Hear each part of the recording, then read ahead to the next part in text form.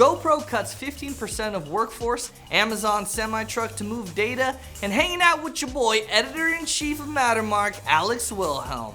It's Wednesday, November 30th, and this is Crunch Report. Welcome to the Crunch Report. We got a cool cat with us today.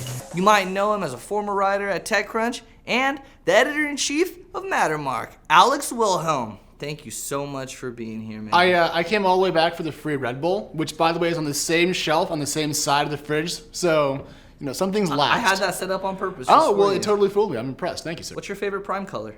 Blue. Is that even an answer?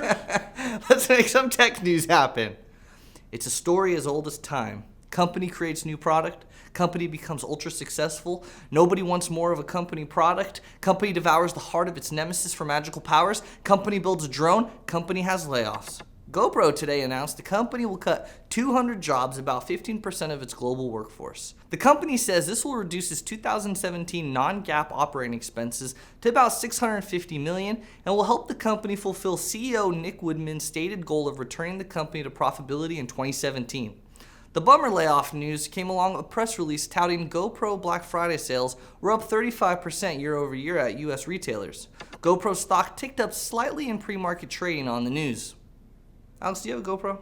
I do not have a GoPro, but I have friends who have about 17 combined, and I haven't seen one in use for like 17 months. So I'm not entirely sure they're still kind of as in the zone for consumers as they were, but the Black Friday sales are very encouraging. Yeah. So everybody has all these thoughts on GoPro the company. Yeah. What is your thoughts on it? Well, I think if you go back to the original filing when they went public back in 2014, they talked about how their media business was nascent but growing. And today's news is really them retrenching back from that entirely and saying, look, we're just a camera company. Mm-hmm. That means they spent several years and probably quite a lot of money pursuing a vision that has not worked out. All the buying those editing companies.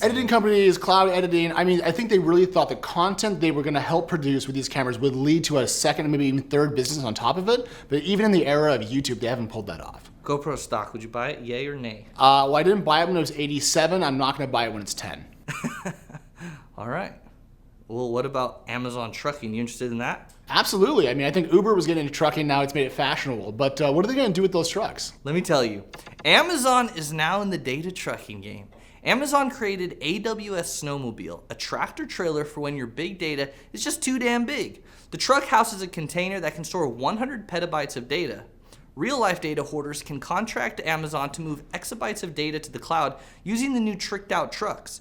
Amazon says that Snowmobile can attach directly with power and network fiber to a data center and move critical information to AWS, even when its size is insurmountable for mere mortals. Alex, when you take a girl on a date, where do you like to go? Calm down. Grubhub and Netflix, I think, would probably be more appropriate. What'd you say in the beginning? Calm down. I would always say go for a drink first. All right. Yeah. All right. Keep it casual. What do you think about this? Now we have to move data by truckloads. You know, this is actually kind of a rehash of an old joke, which is never underestimate the power of data transfer of hard drives going down the highway. Mm-hmm. So if you can't actually move it across the internet, just throw it in the back of your car and take it down. This is Amazon's kind of formalizing of that process, and it's super cool. I think they're making a long-term bet on getting as much data to the public cloud as they can, and then putting their trucks where their mouth is, I guess. What's your favorite type of data? Purple. Definitely. No, Nice. I would say small amounts. Do you like Netflix? I'm actually a huge Netflix fan, and I didn't think I was a subscriber for like 9 months, but I was during those 9 months. So Netflix shareholders, you're welcome. Surprises. All right, here we go. Good news today.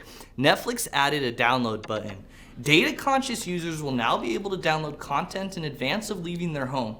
This is especially good if you have a long subway commute to work like me, or if you tend to rack up serious data overages, also like me. You know what I'm talking about, Alex? You know what I'm talking about? I do, sadly. I wish I did not know what overage meant, but I paid for it several times. Unfortunately, only select content will be available offline. The company started with its original content that includes popular programming like Orange is the New Black, Narcos, and The Crown, and then added a bit of first-party content. Netflix is letting users of both Android and iOS select download quality in advance to help users save device space in addition to network usage. So what you downloading first? What are you downloading first? I just feel really bad for all the companies that sell content on airplanes, because now everyone's just going to go ahead and skip the back television on their seat and just use their laptop and Netflix. To me, this is awesome. Do you think Netflix could ever The pricing would ever change with more original content? I don't think I would think about it in that context. I would say they should have added like a $1 or $2 a month extra fee to have To be access to able to download offline it. stuff. Right, make it a premium feature. And that way everyone will kick them $2 more a month for the exact same service. Netflix needs more money per subscriber to drive more original content. Why not use this feature to drive higher, ARPU? Why does, I guess everybody needs more money, but why does Netflix need more money? I think their international growth is very expensive, and so they have to conserve cash. But I think they could better leverage the U.S. market to drive that cash flow. But then again, I'm merely a humble blogger and not the CEO of a multi-billion-dollar corporation. So I could be completely wrong. Or completely right. Or completely right, but let's not think about positivity. Okay. What's your favorite show on Netflix? Oh man, I thought Narcos was fantastic. Well, I thought it was good too. Some people here hate it.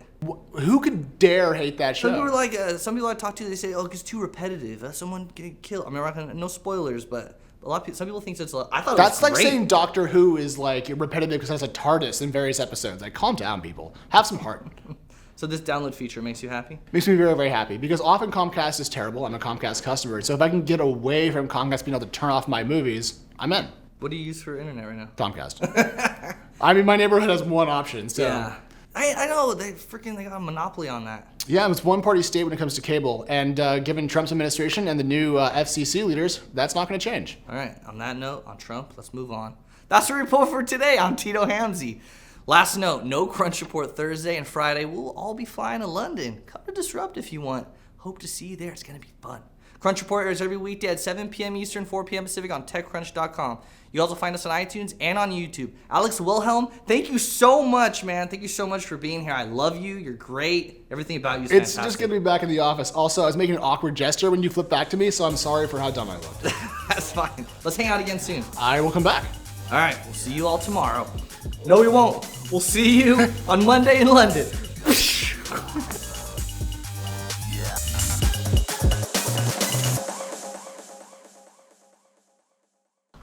That was the most epic self-prank. What I just said, bullshit. JK, what I just said. Come Bye. up here.